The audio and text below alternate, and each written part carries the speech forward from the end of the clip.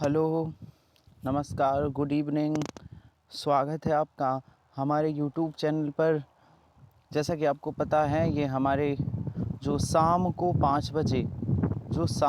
5 बजे ये हमारी हिंदी की क्लास होती है। ये हिंदी की क्लास किसके लिए है? एसएससी जीडी वालों के लिए है। एसएससी जीडी वालों के लिए, जिसमें हम डेली रोज़ प्रतिदिन 25 प्रश्न लेकर आते हैं। बेहतरीन 25 प्रश्न। तो एक बार फिर से आज के मॉडल पेपर में मैं बेहतरीन 25 प्रश्न लेकर आया हूँ। बहुत ही अच्छे 25 प्रश्न हैं। आप इन प्रश्नों को लगाइए और अपनी हिंदी को इम्प्रूवमेंट करिए, अपनी हिंदी को अच्छा करिए। आपकी हिंदी का लेवल बढ़ेगा। आप अभ्यास करिए। मैंने कई बार बताया है आपको,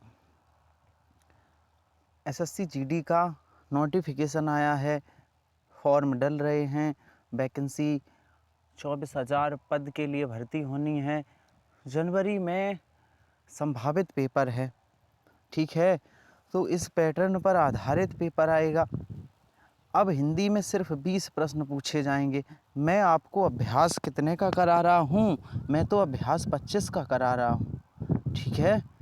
तो ज़्यादा बिना समय गंवाए हम लोग स्टार्ट करते हैं आज का मॉडल पेपर। स्टार्ट करते हैं। कमेंट बॉक्स में जब ये मॉडल पेपर समाप्त हो बताइएगा कि 25 में से आपके कितने प्रश्न सही हुए। मैंने आपसे पहले ही कहा है, मॉडल पेपर देना तो इस हिसाब से मॉडल पेपर देने के लिए बैठा करो, ऐसा लगे कि आप परीक्षा हॉल में बैठे हो, ठीक है। बहुत ही सीरियस होगी अभ्यास किया करो। चलिए आगे बढ़ते हैं। हमारा आज का मॉडल पेपर स्टार्ट करते हैं। पढ़िए। निर्देश दिए गए हैं 76 से 78। दिए गए मुहावरे और लोकोक्तियों के अर्थ बताने के लिए 4 विकल्प हैं। प्रत्येक विकल्प का उपयुक्त अर्थ वाला विकल्प चुनिए। मुहावरे और लोकोक्तियां हैं भैया, देख लो क्या है मुहावरे लोकोक्तियां, देख लो। चलिए, अंधा पावे आँखें तो पतियाए। इस कहावत का, इस लोकोक्ति का मतलब क्या है? अंधा पावे आँखें तो पतियाए। इसका अर्थ क्या है? इसका अर्थ जानते हो? देखो, मैं इसका मतलब समझा दूं। अंधा पावे आँखें, यदि अंधा को आँखें मिल जाएं, कोई व्यक्ति अंधा है ना, इसका मतलब समझो क्या मतलब है। यदि कोई अंधा है और उसे आँखें मिल जाएं, तो पतियात मीन्स है, तब वो है आपको बताएगा। आँखें अगर उस अंधे को मिल जाएं तो खूब प्रचार करेगा, खूब बताएगा, भैया मुझे यहाँ से लाभ हुआ है, आप भी जाइए। तो इसका सही होगा, अभीष्ट की प्राप्ति होने पर विश्वास का जमना। यदि कोई व्यक्ति कहीं से कुछ अचीव कर लेता है, कोई व्यक्ति किसी जगह से कुछ हासिल कर लेता है और उसे उस पर विश्वास हो गया, तो आपको भी कहेगा, भैया आप जैसे हमारे यूट्यूब चैनल पर आप पढ़ोगे और आपका सिलेक्शन हो जाएगा, ठीक है, आपकी हिंदी बहुत अच्छी हो जाएगी, तो आप क्या कहोगे कि भैया आइए इस नैन सर जी से हिंदी पढ़िए। तो आपको जब विश्वास होगा तभी तो आप प्रचार करोगे। आप मेरे YouTube चैनल का ऐसे थोड़ी नहीं प्रचार कर दोगे। जब तक आपको नहीं लगेगा कि हमारी हिंदी अच्छी होगी या नहीं होगी, तो आप कैसे विश्वास कर लोगे? तो जब हिंदी अच्छी होगी तभी तो विश्वास करोगे। तो वही है, अभीष्ट की प्राप्ति होने पर विश्वास का जमना, अंधा पावे आँखें तो बतियात, ठीक है। चलिए आगे बढ़ते हैं। हमारा अगला प्रश्न है, चलिए, मुहावरे को आप अगर ना समझ पाओ तो याद रखो, रट लो।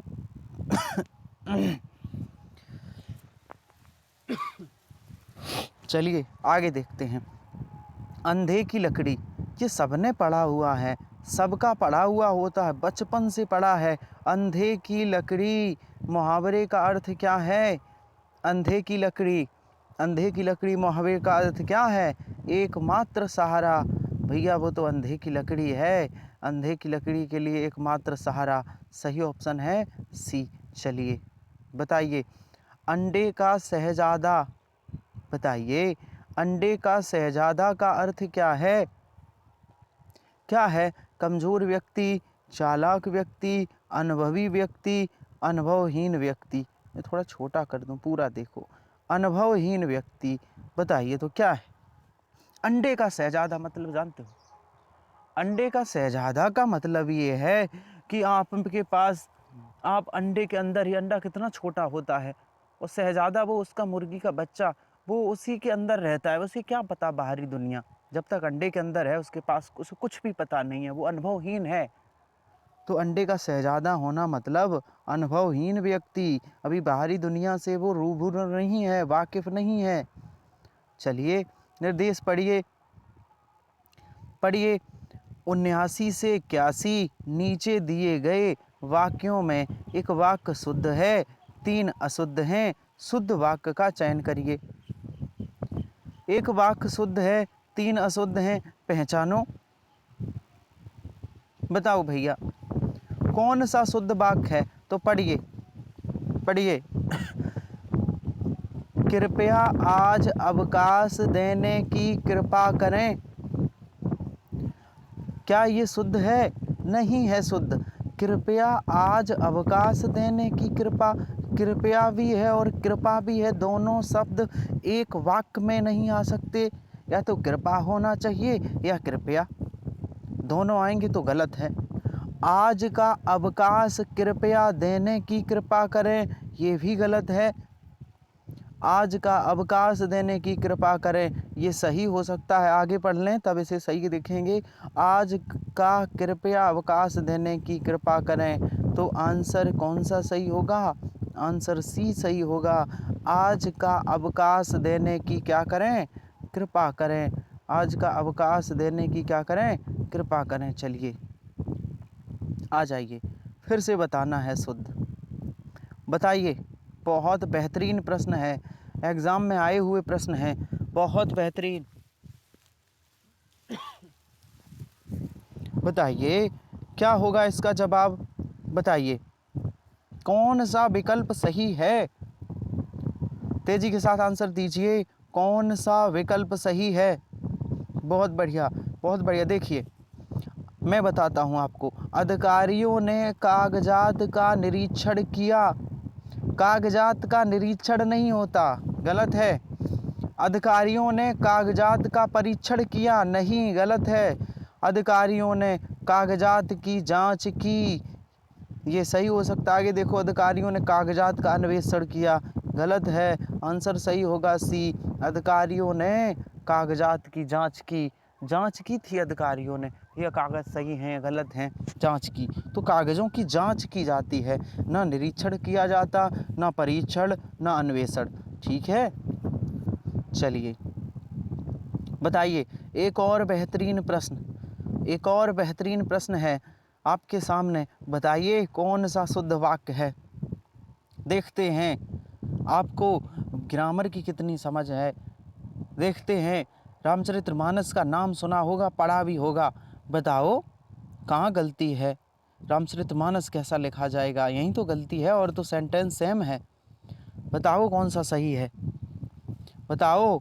रामचरितमानस एक धार्मिक ग्रंथ है, रामचरितमानस एक धार्मिक ग्रंथ है, रामचरितमानस एक धार्मिक ग्रंथ है, रामचरितमानस एक, लिखा तो सब में सेम है, बस इस रामचरित्र में दिक्कत है। ये रामचरित्र ऐसा लिखा जाएगा, या जो बी ऑप्शन में लिखा है ऐसा लिखा जाएगा, या सी वाला या डी वाला? तो कौन सा वाला रामचरित्र सही है? ये आंसर ए वाला सही है। कौन सा सही है? आंसर ए, जो विकल्प ए में लिखा है रामचरितमानस, ये ठीक है। रामचरितमानस एक धार्मिक ग्रंथ है। क्या है? धार्मिक ग्रंथ। चलिए पढ़िए निर्देश। निर्देश क्या हैं? 82 से 84 नीचे दिए गए शब्दों में से एक शब्द की शुद्ध वर्तनी चुनिए। शुद्ध वर्तनी क्या होगी? बताओ भैया। शुद्ध, जूम कर दिया है। बहुत बेहतरीन प्रश्न है, बार बार एग्जाम में रिपीट होता है, बार बार रिपीट होता है।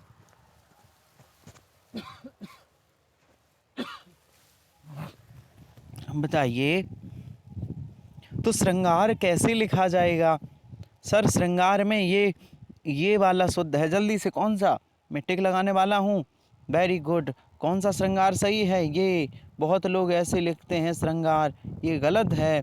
शुद्ध श्रृंगार ऐसे लिखा जाता है जो ऑप्शन बी में लिखा है, जो ऑप्शन बी में लिखा है वो श्रृंगार ठीक है। चलिए बताइए शुद्ध, बताइए शुद्ध कौन सा शुद्ध है? अध्येता, अध्येता, अध्येता, अध्यात, कौन सा विकल्प शुद्ध है? अध्येता मीन्स क्या होता है? अध्ययन करने वाला। अध्ययन करने वाला को अध्येता कहते हैं, जो पढ़ता है, पढ़ने वाले को, जैसे पाठक, ऐसे अध्ययन करने वाले को अध्येता। अध्ययन करने वाले को अध्येता। कौन सा अध्येता सही लिखा है? तो ऑप्शन ए वाला शुद्ध लिखा है। प्रीवियस ईयर में आए हुए प्रश्न हैं, यह अध्येता शुद्ध लिखा है। क्या लिखा है? शुद्ध। चलिए एक और बेहतरीन प्रश्न। सर सबके सब प्रश्न बहुत बार रिपीट हो चुके हैं एग्ज़ाम में और फिर होंगे रिपीट। ये प्रश्न ऐसे प्रश्न हैं कि एग्ज़ाम में रिपीट होते रहे हैं और होते रहेंगे। चलिए बताइए कवित्री कैसा लिखा जाएगा? बताइए कवित्री कैसा लिखा जाएगा? कवित्री कैसा लिखा जाएगा? तो सर जो ऑप्शन सी में कवियत्री लिखा है ये शुद्ध है। ध्यान से सुनिए, इस वा पे छोटी की मात्रा नहीं लगेगी। ये सब गलत हैं, ये सब गलत हैं। ये कवियत्री सही है। कवि होता है पुल्लिंग उसका स्त्रीलिंग क्या होता है? कवियत्री। चलिए नीचे दिए गए प्रश्न 85 से 87 दिए गए प्रत्येक वाक्यांश के लिए एक शब्द बताना है। वाक्यांश के लिए एक शब्द ढूंढना है। बहुत बेहतरीन प्रश्न है। चलिए बताइए, वाक्यांश के लिए एक शब्द बताना है। ठीक है, मैं इसको यहाँ लगा दूँ। बताओ, जो व्यर्थ की बातें करता हो उसे क्या कहते हैं? बताइए, जो व्यर्थ की बातें करता हो। बहुभाषी क्या है? बहुत भाषाओं वाला बहुभाषी। कुबकता, जो बुरा बकता हो, जो बुरा बकता हो वो क्या है? कुबकता। बाकपटु क्या है? बाकपटु क्या है? और बाचाल क्या है? जल्दी से जवाब दीजिए। बाकपट्टू, जानते हो बाकपट्टू क्या होता है? नहीं है ना पता? मैं इसका पहले आंसर बता दूं आपको। जो व्यर्थ की बातें करता है या हो जो अधिक बोलता है, एक ही बात है, बाचाल। भैया जो अधिक बोलेगा वो व्यर्थ की बातें पक्का करेगा, इसलिए जो व्यर्थ की बातें करता है वो बाचाल कहलाता है। आप कमेंट बॉक्स में बताइए बाकपट्टू का अर्थ क्या है? बाकपट्टू का अर्थ क्या है? कमेंट बॉक्स में बताइए। चलिए चलिए हमारा अगला प्रश्न है, जो देखने में प्रिय लगता हो वह क्या कहलाएगा? देखने में प्रिय हो वह क्या कहलाएगा? जल्दी से जवाब दीजिए। जो देखने में प्रिय हो वो क्या कहलाता है? जो देखने में प्रिय हो वो प्रियदर्शी कहलाता है। क्या कहलाता है? प्रियदर्शी। चलिए अगला प्रश्न, एहसास ना मानने वाला क्या कहलाता है? एहसान ना मानने वाला, सॉरी एहसास नहीं, एहसान। एहसान ना मानने वाला क्या कहलाता है? एहसान ना मानने वाले को क्या कहते हैं? अरे कृतज्ञ नहीं कहते, कृतज्ञ तो होता है एहसान मानने वाला। उपकार मानने वाला को कृतज्ञ कहते हैं और एहसान या उपकार न मानने वाले को कृतध्वन कहते हैं। इस प्रश्न का सही जवाब होगा कृतध्वन। क्या सही जवाब होगा? कृतध्वन। Very good. पढ़िए निर्देश, बहुत सावधानी पूर्वक पढ़ना है। 89 से 91 नीचे दिए गए वाक्यों में रिक्त स्थानों की उचित शब्दों द्वारा पूर्ति के लिए 4 विकल्प दिए गए हैं।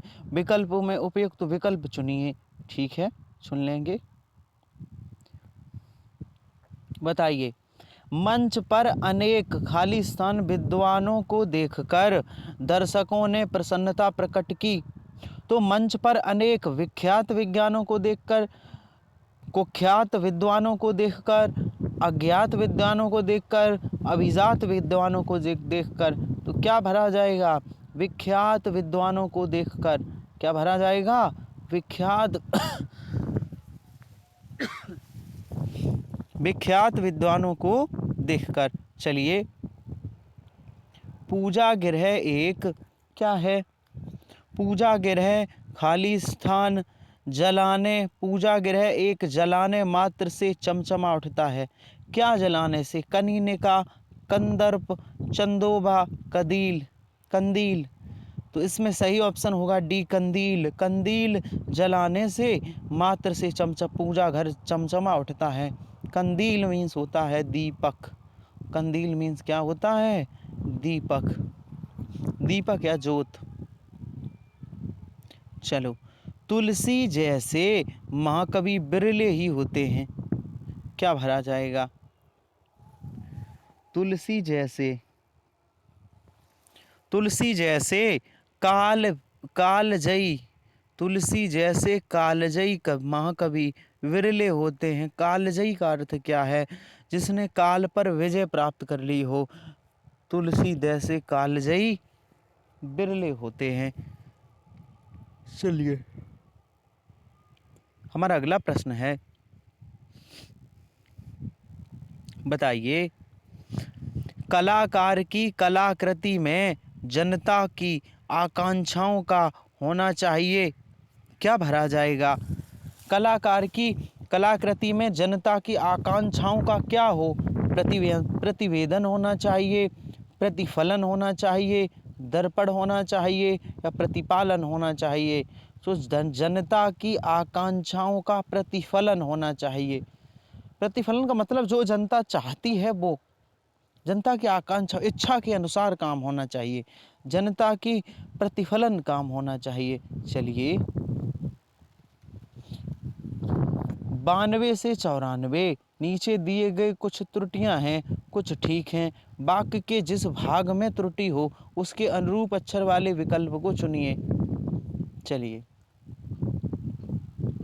देखिए, अध्यापक ने आज हमारे को नया पाठ पढ़ाया। इसमें कहाँ गलती है? अध्यापक ने आज हमारे को नया पाठ पढ़ाया, हमारे को नहीं, आज मुझको नया पाठ पढ़ाया, आज मुझे नया पाठ पढ़ाया। तो हमारे को ये गलत है और गलत ही ढूंढना था। चलिए, बताइए क्या गलती है इसमें? इसमें गलती ढूंढो तो बताऊं। बताइए, पढ़िए। मेरी समझ में नहीं आ रहा कि आपके द्वारा इतने परिश्रम से कमाया गया यह धन आखिरकार किस काम में आएगा? आखिरकार किस काम में आएगा? तो कहाँ पर गलती है सेंटेंस में? आपके द्वारा इतना परिश्रम से कमाया गया यह धन आखिरकार किस काम आएगा? आखिरकार का मतलब आखिरकार यह होना चाहिए, यह किस काम आएगा। आखिरकार किस काम आएगा, ये गलत बात है। आखिरकार नहीं, आखिरकार में गलती है। यह धन, यहाँ गलती है। यह धन आखिरकार के काम आएगा। क्यों काम नहीं आ सकता क्या? आखिरकार का मतलब क्या है? यहाँ गलती है। चलिए,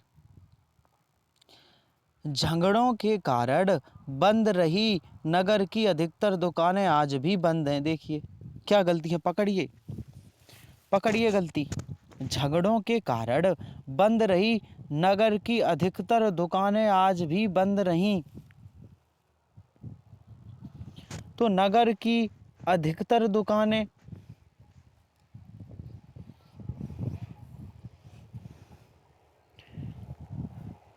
नगर की अधिकतर दुकानें कैसी रहीं? तो कहाँ पर गलती है इस वाक्य में? अच्छा, आप तर्क दोगे? क्या मैं इसका आंसर बता दूं तो क्या आप बता पाओगे कि इसमें ये गलती क्यों है? चलो मैं आंसर बता देता हूं। यहाँ गलती है इसकी, नगर की अधिकतर, नगर की अधिकतर, यहाँ इसमें त्रुटि है। अब ये बताइए ये गलत है क्यों? हमें कमेंट बॉक्स में छापना। हमने आंसर बता दिया आपको। हमें कमेंट बॉक्स में छापना यहाँ गलती है क्यों। देखते हैं आप पकड़ पाते हो या नहीं, देखते हैं आपको, नहीं तो हम बता ही देंगे आपको। चलिए 95 से 97 नीचे दिए गए विलोम शब्द बताइए। विलोम शब्द बताइए भैया, विलोम शब्द बताओ। विलोम शब्द बहुत बेहतरीन प्रश्न है।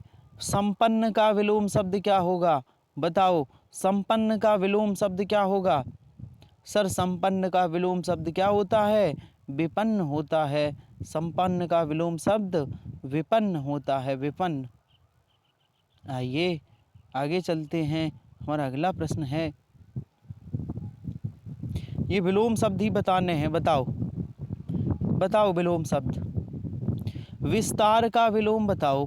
विस्तार का विलोम क्या होगा? विस्तार का विलोम शब्द बताइए। बहुत जल्दी से जवाब दीजिए, बहुत शानदार। विस्तार का विलोम क्या होगा? संक्षेप।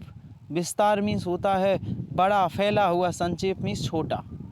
ठीक है, संक्षेप मीन्स बिल्कुल छोटा। तो विस्तार का, अब ये मत कहना तो छोटा लगा दो टिक, नहीं, वो बड़ा लिखा होता तो होता छोटा। बड़ा का छोटा, विस्तार का संक्षेप। ठीक है। अगर और सूक्ष्म किसका है? सूक्ष्म दीर्घ का। सूक्ष्म किसका है? दीर्घ का। और लघु किसका है? गुरु। गुरु का होता है लघु। ठीक है, चलिए आगे बढ़ते हैं। हमारा अगला प्रश्न है, देखिए हमारा अगला प्रश्न है, गरिमा शब्द का विलोम क्या होगा? गरिमा शब्द का विलोम क्या होगा? तो गरिमा का विलोम क्या होता है? जल्दी से जवाब दीजिए। इसके बाद 3 प्रश्न और बचे हैं। इसके बाद 3 प्रश्न और बचे हैं। गरिमा का विलोम क्या होता है? लघमा। गरिमा का विलोम क्या होता है? लघमा। बहुत शानदार, बहुत बढ़िया। चलिए बताइए, देखते हैं कितने लोग बता पाते हैं। 98 से 100 नीचे दिए गए शब्दों में पर्यायवाची या समानार्थी है। विकल्प के उचित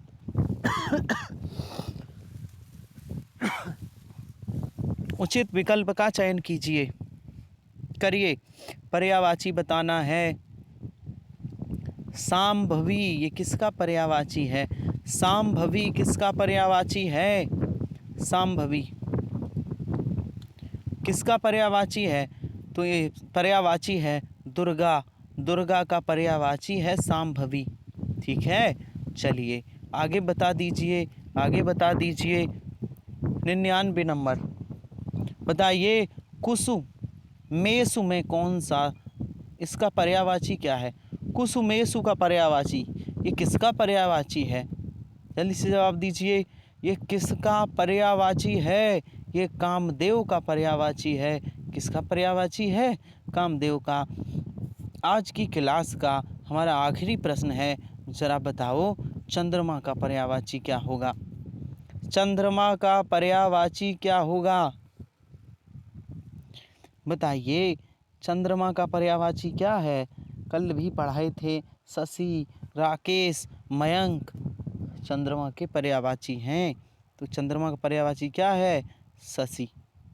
ठीक है, क्या है चंद्रमा का पर्यायवाची? शशि। तो आज का हमारा मॉडल पेपर ये समाप्त हुआ। बताइए 25 में से आपको कितने प्रश्न आए? कमेंट बॉक्स में ज़रूर बताइए। और ये भी बताइए कि आपको मेरा सेशन कैसा लगा। तो आप समाप्त करते हैं आज का मॉडल पेपर। मिलते हैं कल इसी समय नए प्रश्नों के साथ। तब तक के लिए धन्यवाद।